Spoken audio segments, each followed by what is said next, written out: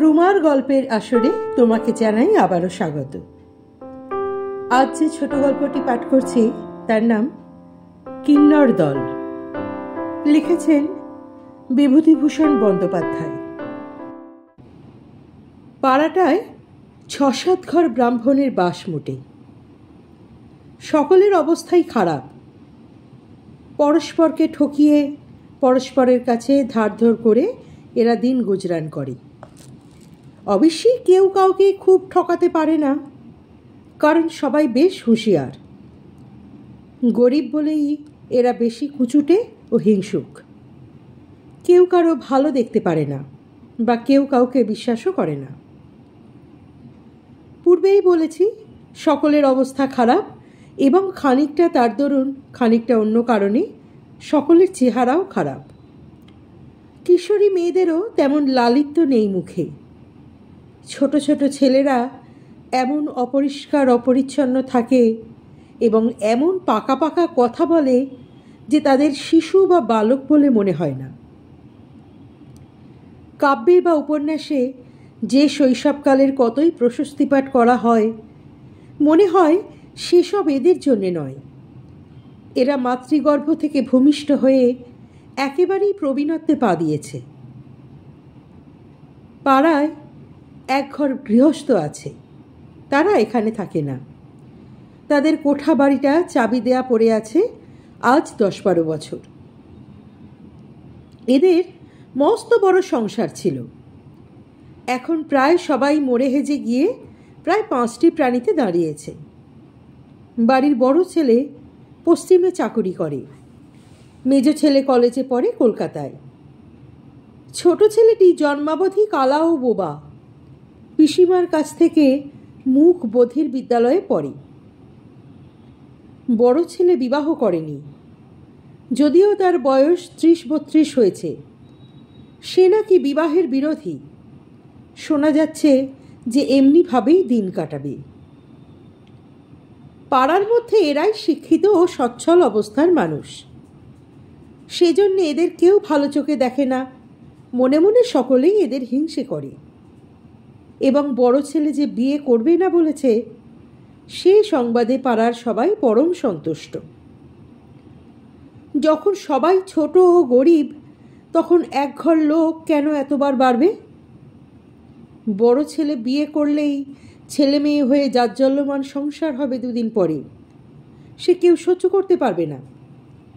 মেজ ছেলে মোটে কলেজে পড়ছে। এখন সাপ হয় কি ব্যাঙ হয় তার কিছু ঠিক নেই। তার বিষয়ে দুশ্চিন্তার কোনো কারণ ঘটেনি। তার বয়সও বেশি নয়। মজুমদার বাড়িতে ভাঙা রোয়াকে দুপুরে পাড়ার মেয়েদের গজালি হয়। তাতে রায়গিন্নি, মুখুজ্জে গিন্নি, বোসগিন্নি, চক্রবর্তী গিন্নি প্রভৃতি তো থাকেনি। পাড়ার অল্প বয়সী বউয়েরাও মেয়েরাও থাকে। সাধারণত যেসব ধরনের চর্চা এই মজলিসে হয়ে থাকে তা শুনলে নারী জাতির সম্বন্ধে লিখিত নানা সরস প্রশংসাপূর্ণ বর্ণনার সত্যতার সম্বন্ধে ঘোর সন্দেহ যার উপস্থিত না হবে তিনি নিঃসন্দেহে একজন খুব বড় ধরনের অপটিমিস্ট। আজ দুপুরে যে বৈঠক বসেছে তাতে আলোচিত বিষয়গুলি থেকে মোটামুটি প্রতিদিনের আলোচনায় ও বিতর্কের প্রকৃতি অনুমান করা যেতে পারে। বোসগিন্নি বলছিলেন, আর বাপু দিচ্ছি তো রোজই। আমার গাছের কাঁঠাল খেয়েই তো মানুষ। আমাদের যখন কাঁঠাল পাড়ানো হয় ছেলে মেয়েগুলো হ্যাংলার মতো তলায় দাঁড়িয়ে থাকে। ঘেও কি ভুয়ো 1-8খানা যদি থাকে তো বলি জানিয়ে যা, তোদের নেই যা খেগে যা। তা কি পোড়ার মুখে কোনোদিন সুবাকি আছে? ও মা, আজ আমার মেয়ে দুটো লেবু তুলতে গিয়েছে ডোবার ধারের গাছে, তো বলে কিনা রোজ রোজ লেবু তুলতে আসে কেন, যেন সরকারি গাছ পড়ে রয়েছে আর কি। 24 ঝুড়ি কথা শুনিয়ে দিলে মন্টুর মা। আচ্ছা বলো তো তোমরাই। মন্টুর মা, যাকে উদ্দেশ্য করে কথা বলা হচ্ছিল, তিনি এদের মজলিসে কেবল আজই অনুপস্থিত আছেন, নইলে রোজই এসে থাকেন। তার অনুপস্থিতির সুযোগ গ্রহণ করে সবাই তার চাল চলন, ধরন ধারণ, রীতিনীতির নানারূপ সমালোচনা করলে। প্রিয় মুখুজ্জের মেয়ে শান্তি 16-17 বছরের কুমারী। তার মায়ের বয়সী মন্টুর মা সম্বন্ধে অমনি বলে বসল, উফ, সে কথা আর বলো না খুড়িমা, কি ব্যাপক মেয়ে মানুষ ওই মন্টুর মা। ঢের ঢের মেয়ে মানুষ দেখেছি, অমন লঙ্কা পোড়া ব্যাপক যদি কোথাও দেখে থাকি, খুঁড়ে খুঁড়ে নমস্কার বাবা, বাবা বাবা। ছোট মেয়ের ওই জ্যাঠামি কথার জন্যে তাকে কেউ বকল না বা শাসন করলে না, বরং কথাটা সকলেই উপভোগ করলে। তারপর কথাটা স্রোত আরও কতদূর গড়াতো বলা যায় না, এমন সময় রায়বাড়ির বউ হঠাৎ মনে পড়ার ভঙ্গিতে বললেন, হ্যাঁ, একটা মজার কথা শোনোনি বুঝি? শ্রীপতি যে বিয়ে করেছে, বড়ঠাকুরের কাছে চিঠি এসছে, শ্রীপতির মামা লিখেছে। সকলে সমস্বরে বলে উঠল, শ্রীপতি বিয়ে করেছে? তারপর সকলেই একসঙ্গে নানারূপ প্রশ্ন করতে লাগলো, কোথায় কোথায়, কবে চিঠি এলো? তবে যে শুনলাম শ্রীপতি বিয়ে করবে না বলেছে। শ্রীপতির বিয়ের খবরে অনেকেই যেন একটু দমে গেল। খবরটা তেমন শুভ নয়। কারও উন্নতির সংবাদ এদের পক্ষে আনন্দের সঙ্গে গ্রহণ করা অসম্ভব। তাদের যখন উন্নতি হলো না, তখন অপরের উন্নতি হবে কেন?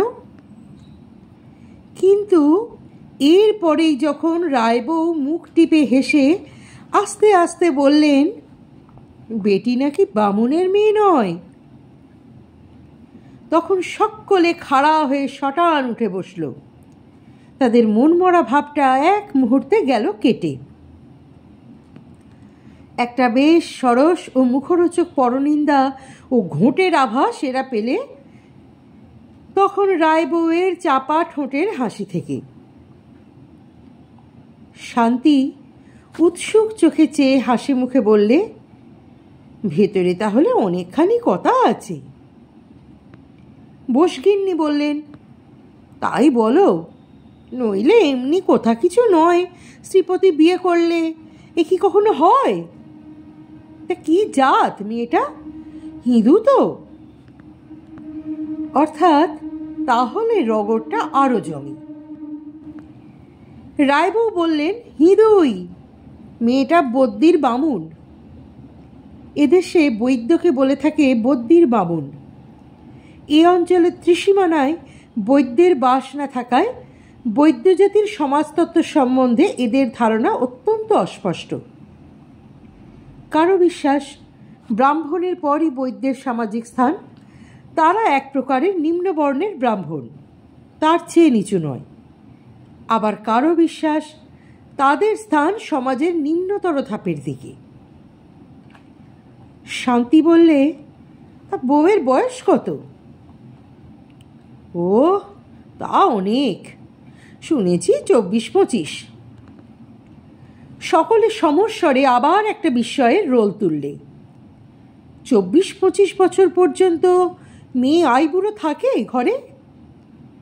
এ আবার কোথাকার ছোট জাত রামু, ছি ছি ছি। শান্তির মা বললেন, তাহলে মেয়ে আর নয়, মাগি বলো। পাঁড় শশা, বাপ মা বুঝি ঘরে বীজ রেখেছিল? কে একজন মুখ টিপে হেসে বললেন, বিধবা না তো? চক্রবর্তী গিন্নি বললেন, আগের পক্ষের ছেলে মেয়ে কিছু আছে নাকি মাগির? এ কথায় শান্তি আগে মুখে আঁচল দিয়ে খিলখিল করে হেসে উঠল। তারপরে বাকি সকলে তার সঙ্গে যোগ দিলে। হ্যাঁ, এটা একটা নূতন ও ভারী মজার খবর বটে। মেয়ে গজালির কিছুদিনের মতো খোরাক সংগ্রহ হলো। আম চুরি, কাঁঠাল চুরির গল্প একটু একঘেয়ে হয়ে পড়ছিল। ঠিক পরের দিনই এক অপ্রত্যাশিত ব্যাপার ঘটল। শ্রীপতির মেজ ভাই উমাপতি গাঁয়ে এসে বাড়ির চাবি খুলে লোক লাগিয়ে ঘরদোর পরিষ্কার করতে লাগল। তার দাদা বৌদিকে নিয়ে শিগগির আসবে এবং কিছুদিন নাকি গাঁয়েই বাস করবে। বৌদিদি পাড়া গাঁ কখনো দেখেননি। গ্রামে আসবার তার খুব আগ্রহ। তার দাদাও কলকাতায় বদলি হবার চেষ্টা করছে। মেয়ে মজলিসে সবাই তো অবাক। শ্রীপতি কোন মুখে অজাতের বউ নিয়ে গাঁয়ে এসে উঠবে? মানুষের একটা লজ্জা শরমও তো থাকে, করেই ফেলেছিস না হয় একটা অকাজ। এসব কি খ্রিস্টানি কাণ্ড কারখানা? কালে কালে হলো কি? আর সে ধিঙ্গি মাগিটারই বা কি, যে ভরসা ব্রাহ্মণদের মধ্যে ব্রাহ্মণ পাড়ায় বিয়ের বউ সেজে এসে কোন সাহসেই বা আসবে? শ্রীপতি অবশ্যই বউ নিয়ে প্রত্যেক বাড়িতে আসার বিষয়ে এদের মত জিজ্ঞাসা করেনি। একদিন একখানা নৌকা এসে গ্রামের ঘাটে দুপুরের সময় লাগলো এবং নৌকা থেকে নামল শ্রীপতি, তার নববিবাহিতা বধূ, একটি ছোকরা চাকর ও দুটি ট্রাঙ্ক ও একটা বড় বিছানার মোট, একটা ঝুড়ি বোঝায় টুকিটাকি জিনিস। ঘাটে দু একজন যারা অত বেলায় স্নান করছিল তারা তক্ষুনি পাড়ার মধ্যে গিয়ে খবরটা সবাইকে বললে। তখন কিন্তু কেউ এলো না। অত বেলায় এখন শ্রীপতিদের বাড়ি গেলে তাদের খেতে বলতে হয়। অসময়ে এখন এসে তারা রান্নাবান্না চড়িয়ে খাবে, সেটা প্রতিবেশী হয়ে হতে দেওয়া কর্তব্য নয়। কিন্তু সে ঝঞ্ঝাট ঘাড়ে করবার চেয়ে এখন না যাওয়াই বুদ্ধির কাজ। কিন্তু রাসু চক্রবর্তী আর প্রিয় মুখুজ্জের বাড়ির মেয়েরা অত সহজে রেহাই পেলেন না।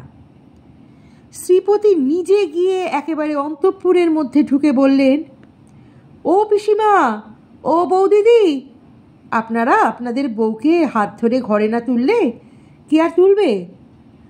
আসুন সবাই।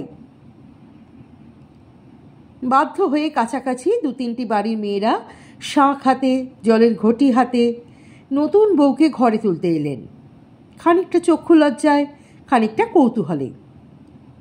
মজা দেখবার প্রবৃত্তি সকলের মধ্যেই আছে।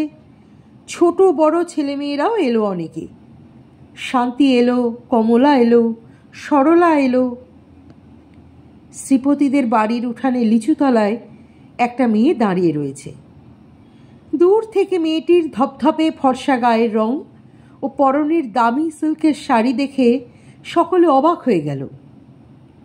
সামনে এসে আরও বিস্মিত হওয়ার কারণ ওদের ঘটল মেয়েটির অনিন্দ সুন্দর মুখশ্রী দেখে। কি ডাগর ডাগর চোখ, কি সুকুমার লাবণ্য সারা অঙ্গে, সর্বোপরি মুখশ্রী। অমন ধরনের মুখ এসব পাড়াগাঁয়ে কেউ কখনো দেখেনি। সকলে আশা করেছিল গিয়ে দেখবে কালো কলো একটা মোটা মতো মাগি আধ ঘোমটা দিয়ে উঠোনের মাঝখানে দাঁড়িয়ে প্যাট প্যাট করে চেয়ে রয়েছে ওদের দিকে। কিন্তু তার পরিবর্তে দেখল এক নম্রমুখী সুন্দরী তরুণী মূর্তি। মুখখানি এত সুকুমার যে মনে হয় 16-17 বছরের বালিকা। বিকেলে ওপাড়ার নিতাই মুখুজ্জের বউ ঘাটের পথে চক্রবর্তী গিন্নিকে জিজ্ঞাসা করলেন, কি দিদি, শ্রীপতির বউ দেখলে নাকি? তা কেমন দেখতে? চক্রবর্তী গিন্নি বললেন, না, দেখতে বেশ ভালোই। চক্রবর্তী গিন্নির সঙ্গে শান্তি ছিল। সে হাজার হোক ছেলে মানুষ, ভালো লাগলে পরের প্রশংসার বেলায় সে এখনও কার্পণ্য করতে শেখেনি। সে উচ্ছ্বসিত সুরে বলে উঠল, চমৎকার খুড়িমা, একবার গিয়ে দেখে আসবেন, সত্যি অদ্ভুত ধরনের ভালো। নিতাই মুখুজ্জের বউ পরের এতখানি প্রশংসা শুনতে অভ্যস্ত ছিলেন না। বুঝতে পারলেন না শান্তি কথাটা ব্যঙ্গের সুরে বলছে না সত্যিই বলছে। বললেন, তা কীরকম ভালো? এবার চক্রবর্তী গিন্নি নিজেই বললেন, না বউ, যা ভেবেছিলাম তা নয়, বউটি সত্যিই দেখতে ভালো। আর কেনই বা হবে না বলো? শহরের মেয়ে, দিনরাত সাবান ঘষছে, পাউডার ঘষছে। তোমার আমার মতো রাঁধতে হতো, বাসন মাজতে হতো, তো দেখতাম চেহারার কত যে উলুস বজায় রাখে। এই বয়সে তো দূরের কথা, তার বিগত যৌবন দিনেও অজস্র পাউডার সাবান ঘষলেও যে কখনো তিনি শ্রীপতির বউয়ের পায়ের নখের কাছে দাঁড়াতে পারতেন না, চক্রবর্তী গিন্নির সম্বন্ধে শান্তির এ কথাই মনে হলো। কিন্তু চুপ করে রইল সে। বিকেলে এপাড়ার ওপাড়ার মেয়েরা দলে দলে বউ দেখতে এলো। অনেকেই বললে এমন রূপসী মেয়ে তারা কখনো দেখেনি। কেবল হরিচরণ রায়ের স্ত্রী বললেন, আর বছর তারকেশ্বর যাবার সময় ব্যান্ডেল স্টেশনে তিনি একটি বউ দেখেছিলেন, সেটি এর চেয়েও রূপসী। মেয়ে মজলিসে পরদিন আলোচনার একমাত্র বিষয়বস্তু দাঁড়ালো শ্রীপতির বউ। দেখা গেল তার রূপ সম্বন্ধে দ্বিমত নেই সভাদের মধ্যে, কিন্তু তার চরিত্র সম্বন্ধে নানান রকম মন্তব্য অবাধে চলছে। ধরন ধারণ যেন কেমন কেমন, অত সাজগোজ কেন রে বাপু? ভালো ঘরের মেয়ে নয়, দেখলেই বোঝা যায়। বাসন মাজতে হলে ও হাত আর বেশি দিন অত সাদাও থাকবে না, নরমও থাকবে না। ঠেলা বুঝবেন পাড়া গাঁয়ের। ও গলায় নেকলেস ঝুলুতে আমরাও জানি। বেশ একটু ঠেকারে, পাড়া গাঁয়ের মাটিতে যেন গুমরে পা পড়ছে না, এমনি ভাব। বামুনের ঘরে বিয়ে হয়ে ভাবছে যেন একবারে। তা তো হবেই, বদ্যির বামুনের মেয়ে বামুনের ঘরে এসেছে, ওর 7 পুরুষের সৌভাগ্য কি না? নববধূর সপক্ষে বললে কেবল শান্তি ও কমলা। শান্তি ঝাঁঝের সঙ্গে বললে, তোমরা কারো ভালো দেখতে পারো না বাবু, কেন ওসব বলবে একজন ভদ্রলোকের মেয়ের সম্বন্ধে? কাল বিকেলে আমি গিয়ে কতক্ষণ ছিলাম নতুন বউয়ের কাছে। কোনো ঠেকার নেই, অহংকার নেই, চমৎকার নেই। কমলা বললে, আমাদের উঠতে দেয় না কিছুতেই। কত গল্প করলে, খাবার খেতে দিলে, চা করলে। আর খুব সাজগোজ কি করে, সাদাসিধে শাড়ি সেমিজিতে পরেছিল, তবে খুব ফর্সা কাপড় চোপড়। ময়লা একেবারে দুচক্ষে দেখতে পারে না। শান্তি বললে, ঘরগুলো এর মধ্যে কি চমৎকার সাজিয়েছে। আয়না, পিকচার, দোপাটি ফুলের তোড়া বেঁধে ফুলদানিতে রেখে দিয়েছে। শ্রীপতি তার বাপের জন্মে কখনো অমন সাজানো ঘরদোরে বাস করেনি। ভারী ফিটফাট গোছালো বউটি। দিন 2 পরে ডোবার ঘাটে নববধূকে এক রাশ বাসন নিয়ে নামতে দেখে সকলে অবাক হয়ে গেল। চারিদিকে বনে ঘেরা ঝুপসি আধ অন্ধকার ডোবাটা যেন মেয়েটির স্নিগ্ধ রূপের প্রভায় এক মুহূর্তে আলো হয়ে ওঠে। একথা যারা তখন ডোবার অন্যান্য ঘাটে ছিল সবাই মনে মনে স্বীকার করলে। দৃশ্যটাও যেন অভিনব ঠেকল সকলের কাছে। এমন একটা পচা ইঁদু জঙ্গলে ভরা পাড়া গাঁয়ে ডোবার ঘাটে সাধারণত কালো কেলো আধময়লা শাড়ি পরা শ্রীহীনা ঝি বউ বা ত্রিকালোত্তীর্ণা প্রৌঢ়া বিধবাদের গামছা পরিহিতা মূর্তি দেখা যায় বা দেখার আশা করা যায়। সেখানে এমন একটি আধুনিক ছাদে খোপা বাঁধা ফর্সা শাড়ি ব্লাউজ পরা রূপকথার রাজকুমারীর মতন রূপসী নবযৌবনা বধূ সজনেতলার ঘাটে বসে ছাই দিয়ে নিটোল সুগৌর হাতে বাসন মাজছে, এই দৃশ্যটা খাপ খায় না। সকলের কাছেই এটা খাপ ছাড়া বলে মনে হলো। প্রৌঢ়রাও ভেবে দেখলেন গত 20-30 বছরের মধ্যে এমন ঘটনা ঘটেনি এই ক্ষুদ্র ডোবার ইতিহাসে। রায়পাড়ার একটি প্রৌঢ়া বললেন, আহা, বউ তো নয়, যেন পিরতি মেয়ে, কিন্তু অত রূপ নিয়ে কি এই ডোবায় বসে বাসন মাজতে নামে? না ও হাতে কখনো ছাই দিয়ে বাসন মাজা অভ্যেস আছে? ও হাত দেখেই বুঝেছি। তারপর থেকে দেখা গেল ঘর সংসারের যা কিছু কাজ শ্রীপতির বউ সব নিজের হাতেই করছে। ইতিমধ্যে শ্রীপতির কলকাতায় বদলি হবার খবর আসতে সে চলে গেল বাড়ি থেকে। পাড়ার মেয়েদের মধ্যে শান্তি ও কমলা শ্রীপতির বউয়ের বড় ন্যাওটা হয়ে পড়ল। সকাল নেই, বিকেল নেই, সব সময় দেখা যায় শান্তি ও কমলা বসে আছে ওখানে। পাড়াগাঁয়ের গরিব ঘরের মেয়ে, অমন আদর করে কেউ কখনো রোজ রোজ ওদের লুচি হালুয়া খেতে দেয়নি। একদিন কমলা বললে, বৌদিদি, তোমার ঘরে কাপড় মোড়া ওটা কি? শ্রীপতির বউ বললে, ওটা এসরাজ। বাজাতে জানো বৌদি? একটুখানি অমনি জানি ভাই, কিন্তু একদিন ওকে বার পর্যন্ত করিনি। কেন জানো? পাড়া গাঁয়ে ঘরে ঘরে কে যদি কিছু মনে করে। শান্তি বললে, নিজের বাড়ি বসে বাজাবে, কে কি মনে করবে? একটু শোনাও না বাবু দিদি। একটু পরে রায়গিন্নি ঘাটে যাবার পথে শুনতে পেলেন শ্রীপতির বাড়ির মধ্যে কে বেহালা বাজাচ্ছে, না কি যেন বাজাচ্ছে, চমৎকার মিষ্টি। কোনো ভিখিরি গান গাচ্ছে বুঝি। দাঁড়িয়ে দাঁড়িয়ে অনেকক্ষণ শুনে তিনি ঘাটে চলে গেলেন। ঘাটে গিয়ে তিনি মজুমদার বউকে বললেন কথাটা।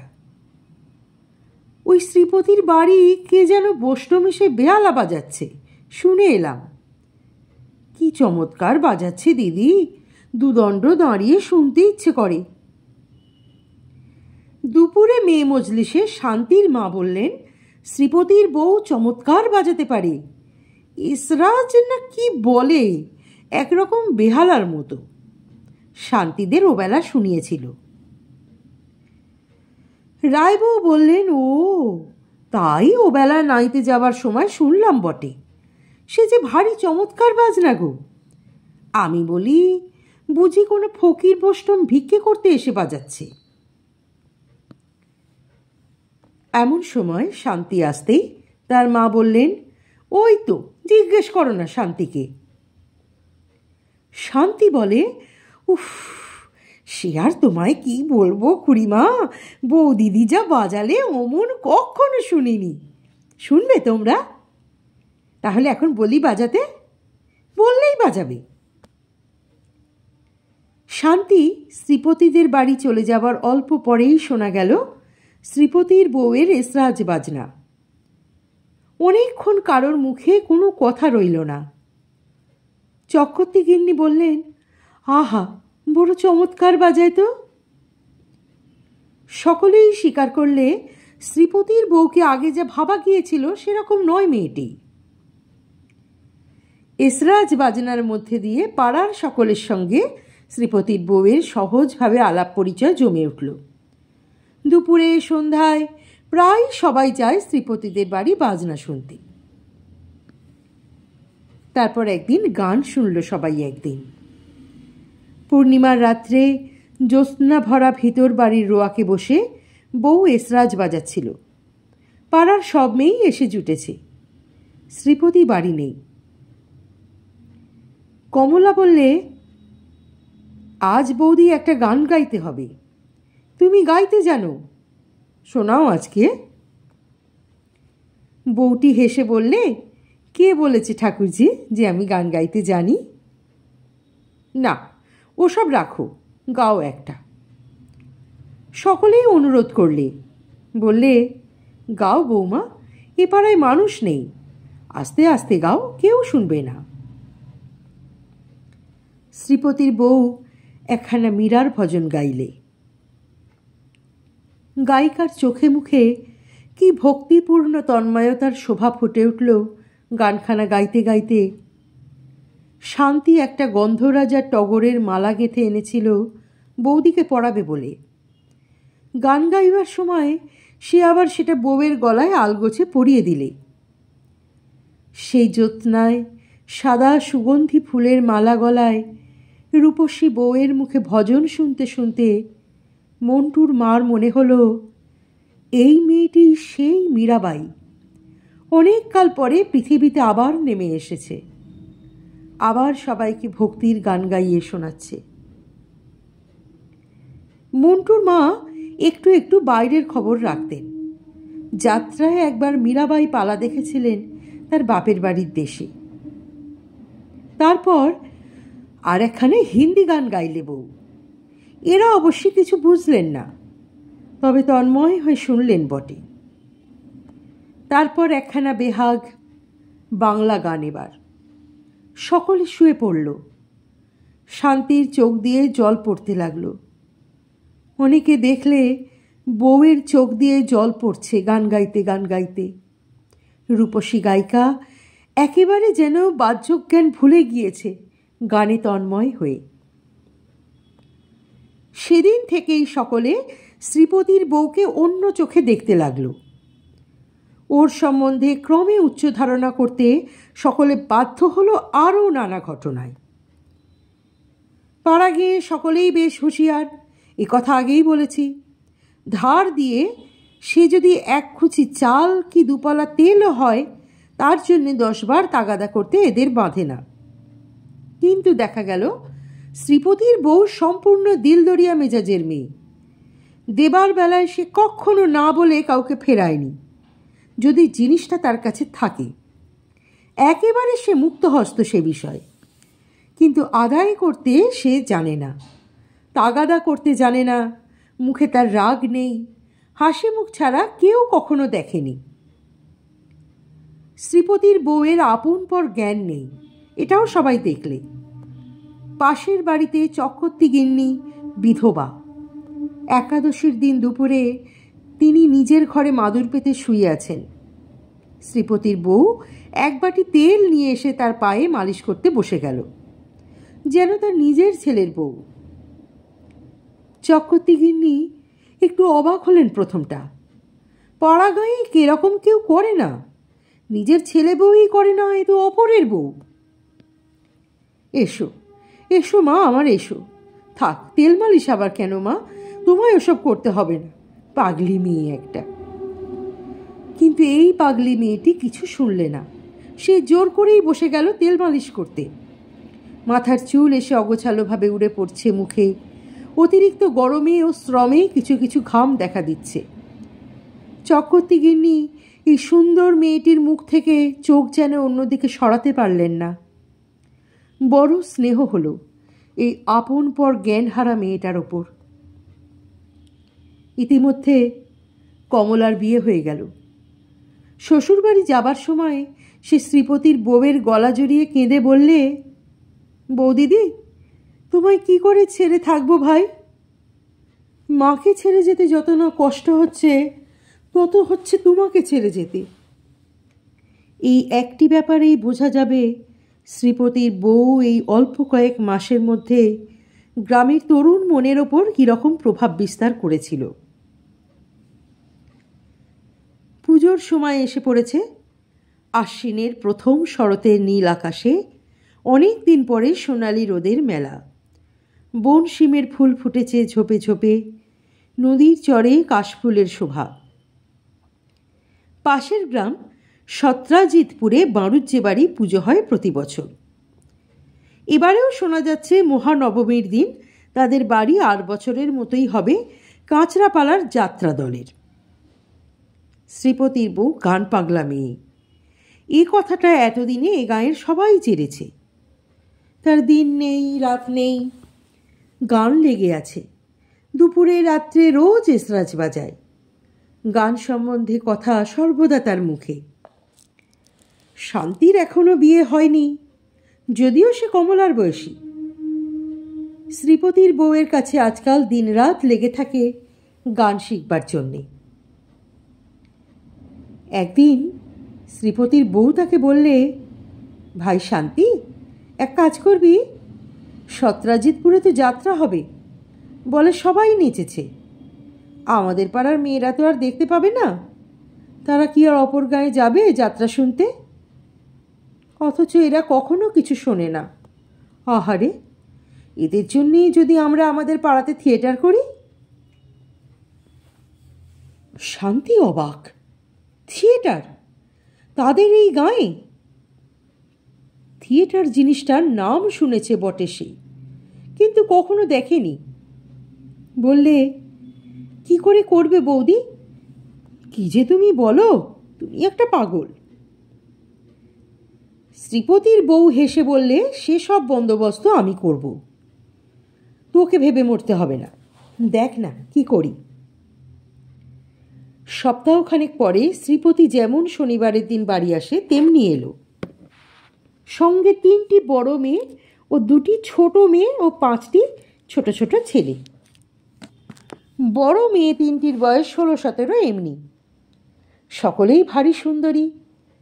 ছোট মেয়ে 2টির মধ্যে যেটির বয়স বছর 13 সেটি তত সুবিধের নয়, কিন্তু যেটির বয়স আন্দাজ 10 তাকে দেখে রক্তমাংসের জীব বলে মনে হলো না, মনে হলো যেন মোমের পুতুল।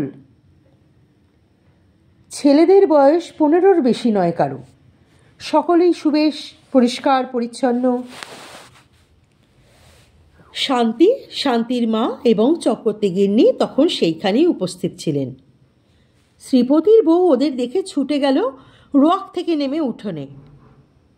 উচ্ছ্বসিত আনন্দের সুরে বললেন, এই যে রমা, পিন্টু, তারা, এই যে শিবু, আয় আয়, সব কেমন আছিস? ও, কতদিন দেখিনি তোদের। রমা বলে 16-17 বছরের সুন্দরী মেয়েটি ওর গলা জড়িয়ে ধরলে। সকলেই ওকে প্রণাম করে পায়ের ধুলো নিলে।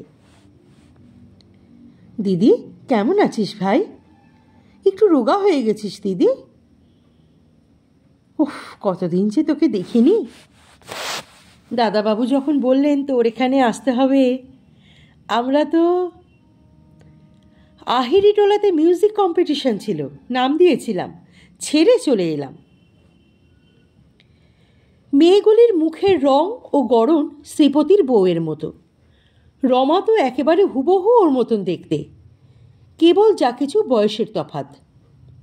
জানা গেল মেয়ে 2টির মধ্যে রমা ও তার ছোট সতী, আর ছেলেদের মধ্যে 12 বছরের ফুটফুটে ছেলে শিবু শ্রীপতির বউয়ের আপন ভাই বোন।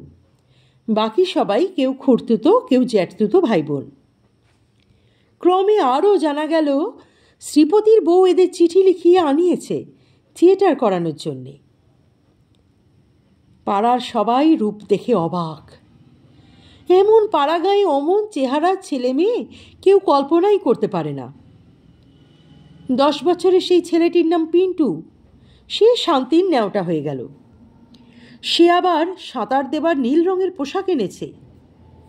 সিক্ত নীল পোশাক, সুগৌর দেহ। যখন সে নদীর ঘাটে স্নান করে উঠে দাঁড়ায়, তখন ঘাট শুদ্ধ মেয়েরা, বোসগিন্নি, মন্টুর মা, মজুমদার গিন্নি, ওর দিকে হাঁ করে চেয়ে থাকেন। রূপ আছে বটে ছেলেটির। শান্তি দস্তুর মতো গর্ব অনুভব করে যখন পিন্টু অনুযোগ করে বলে, আহ শান্তিদি, আসুন না উঠে, ভিজে কাপড়ে কতক্ষণ দাঁড়িয়ে থাকবো, আসুন বাড়ি যাই। পুজো এসে পড়ল। এ গাঁয়ে কোনো উৎসব নেই পুজোয়। গরিবদের গাঁয়ে পুজো কে করবে? দূর থেকে সতরাজিতপুরের বাণুজ্যে বাড়ি ঢাক শুনে গাঁয়ের মেয়েরা সন্তুষ্ট হয়। ভিন গাঁয়ে গিয়ে মেয়েদের পুজো দেখবার রীতি না থাকায় অনেকে 10, 15 কি 20 বছর দুর্গা প্রতিমা পর্যন্ত দেখেনি। মেয়েদের জীবনে কোনো উৎসব আমোদ নেই এই গাঁয়ে। শ্রীপতির বউ তাই একদিন শান্তিকে বলেছিল, সত্যি কি করে যে তোরা থাকিস ঠাকুরজি, একটু গান নেই, বাজনা নেই, বই পড়া নেই, মানুষে যে কেমন করে থাকে এমন করে। বোধহয় সেই জন্যেই এত উৎসাহের সঙ্গেও লেগেছিল থিয়েটারের ব্যাপারে। শ্রীপতিদের বাড়ির লম্বা বারান্দার একধারে তক্তপোষ পেতে দড়ি টাঙিয়ে হলদে শাড়ি ঝুলিয়ে স্টেজ করা হয়েছে।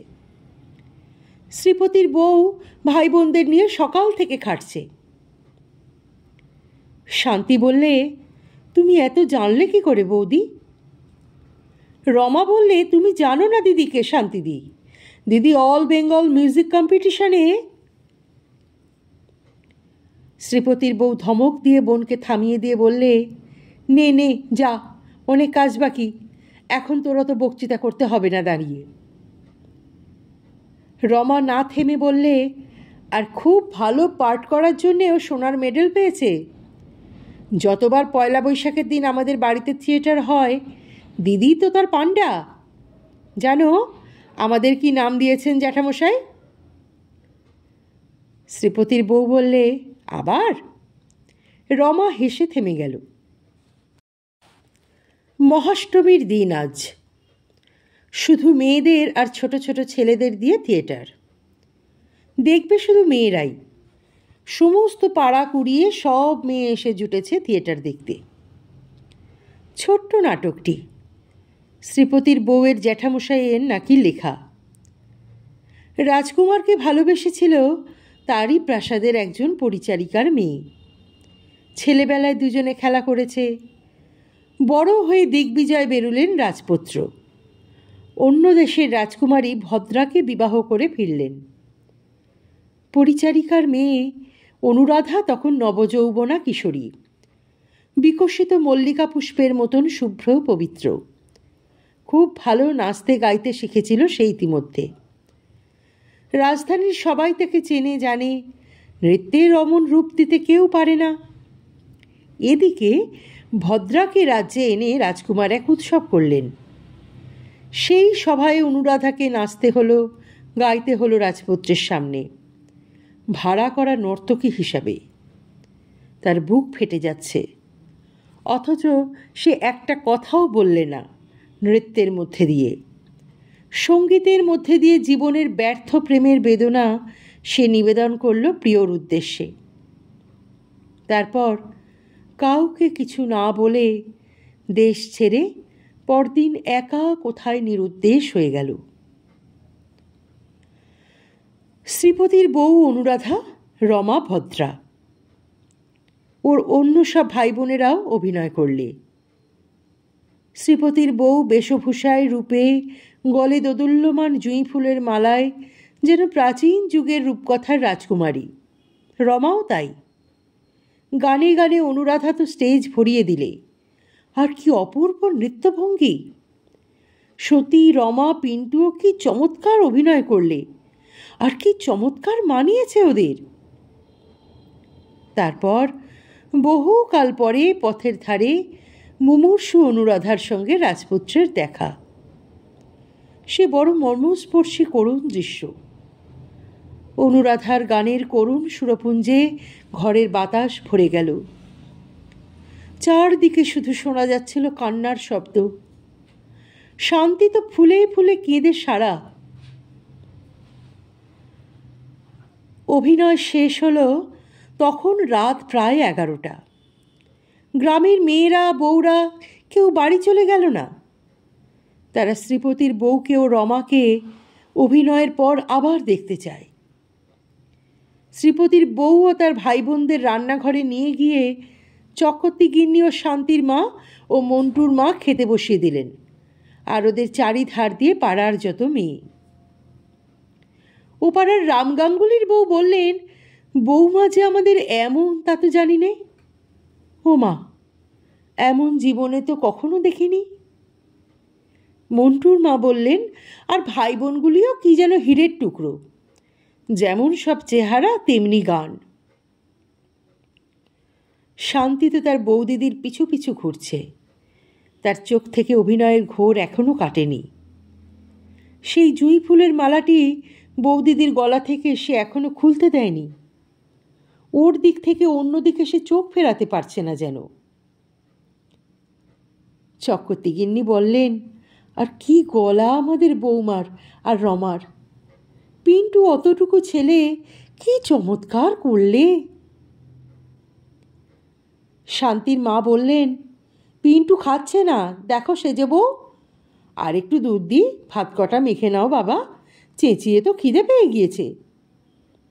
কি চমৎকার মানিয়েছে পিন্টুকে না সেজে বউ, একে ফুটফুটে সুন্দর ছেলে। শ্রীপতির বউ হাজারক ছেলে মানুষ। সকলের প্রশংসায় সে এমন খুশি হয়ে উঠল যে খাওয়াই হলো না তার। সলজ্জ হেসে বললে, জ্যাঠামশাই আমাদের বলেন কিন্নর দল, এখন ওই নামে আমাদের।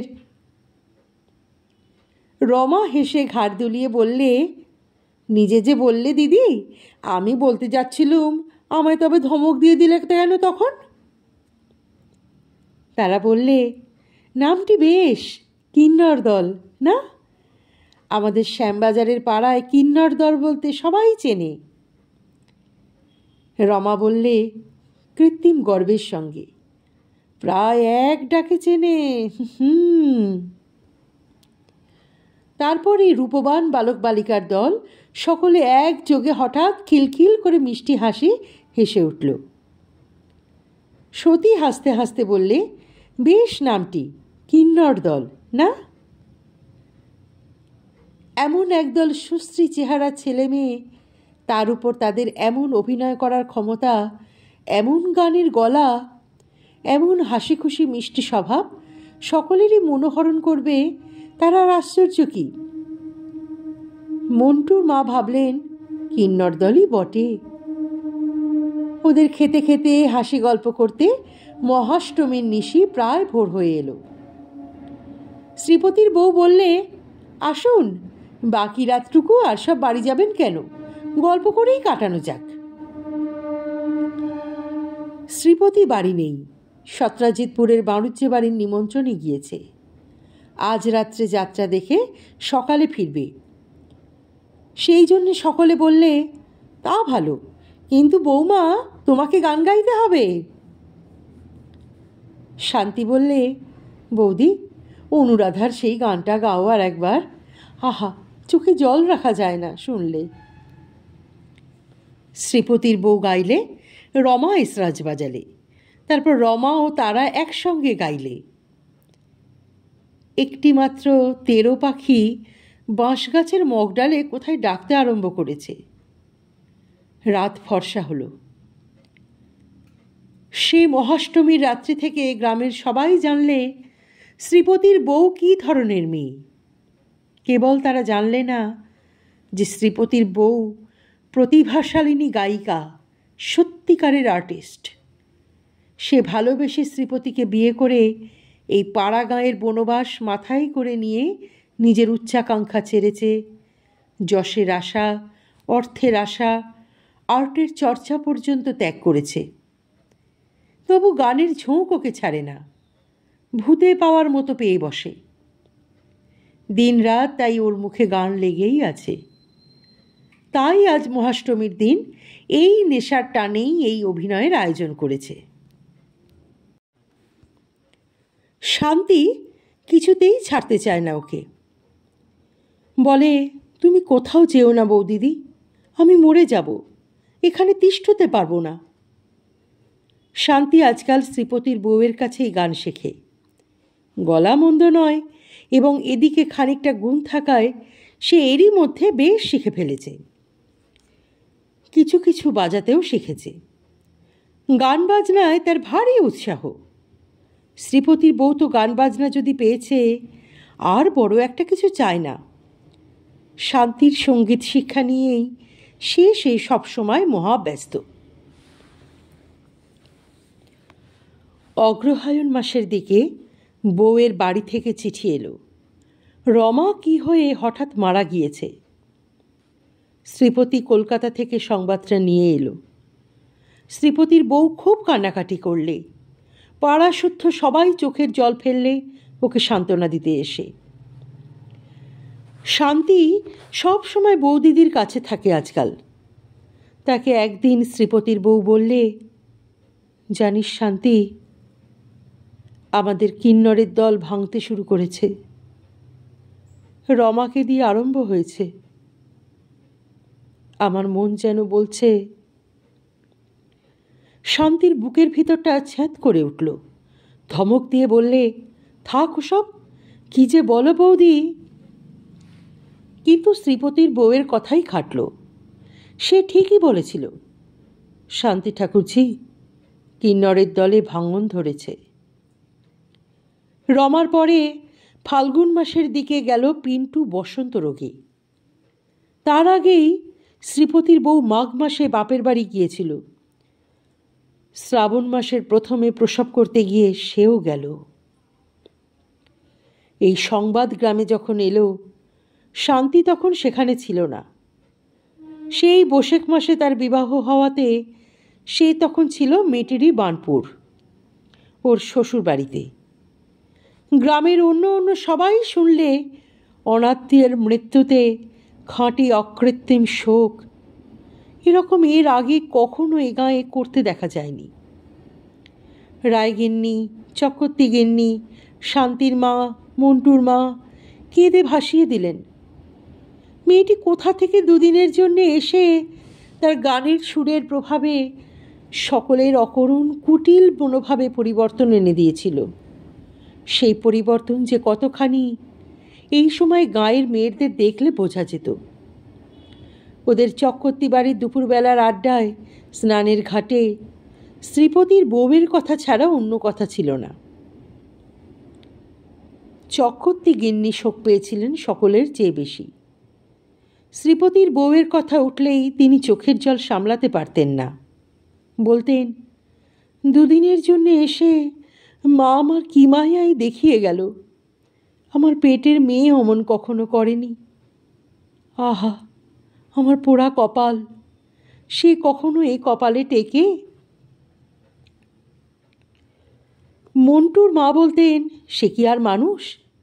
দেবী অংশ ওসব মানুষ জন্মায়। নিজের মুখে বলতো হেসে হেসে, আমরা কিন্নরের দল খুড়িমা, শাপভ্রষ্ট কিন্নরেই তো ছিল। যেমন রূপ তেমনি স্বভাব, তেমনি গান। ও কি আর মানুষ মা? বলতে বলতে মন্টুর মার চোখ দিয়ে ঝরঝর করে জল পড়ত।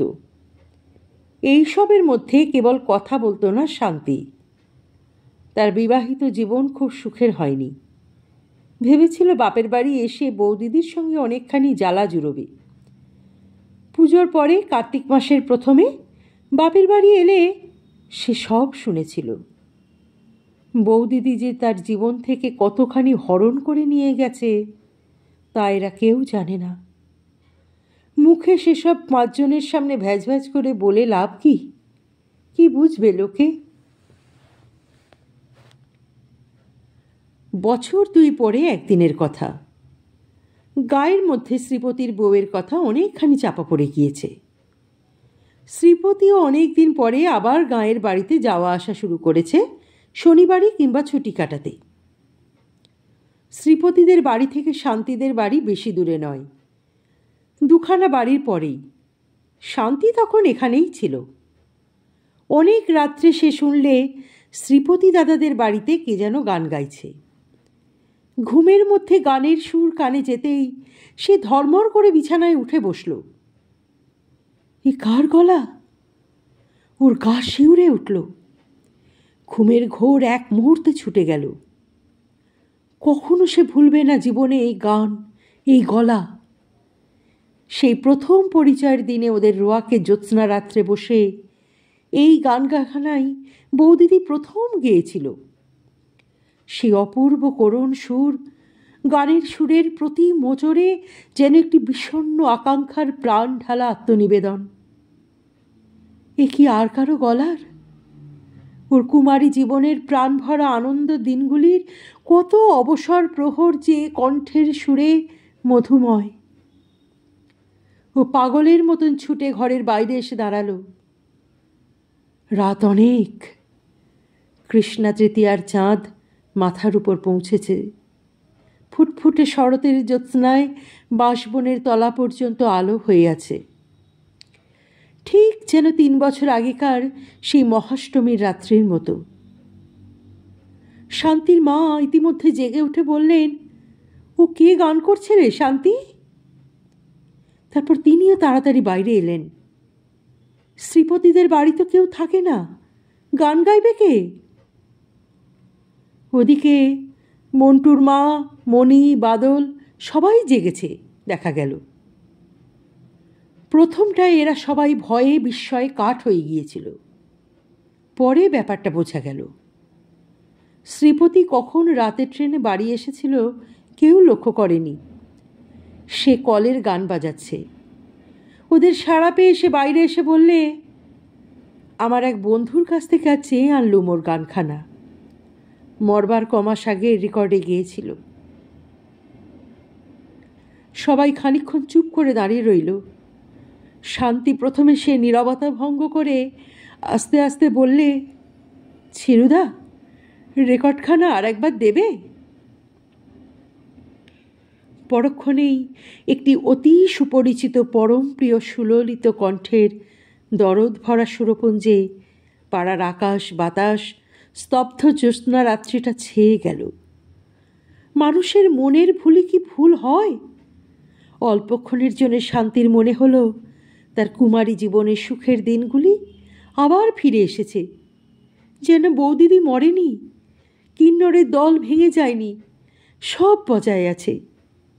এই তো সামনে আসছে পুজো, আবার মহাষ্টমীতে তাদের থিয়েটার হবে। বৌদিদি গান গাইবে, গান থামিয়ে ওর দিকে চেয়ে হাসি মুখে বলবে, কেমন শান্তি ঠাকুরজি, কেমন লাগলো?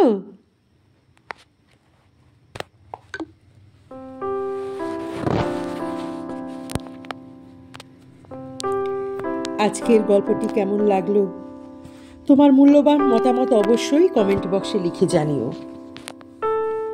গল্পটি ভালো লাগলে একটি লাইক করে দিও, শেয়ার করে দিও পরিচিত এবং প্রিয়জনদের মধ্যে। আর এখনো চ্যানেলটি সাবস্ক্রাইব করোনি, চ্যানেলটি সাবস্ক্রাইব করে সঙ্গে থেকো। অপেক্ষা করো পরবর্তী গল্পের জন্যে। অনেক ধন্যবাদ গল্পটি শোনার জন্যে।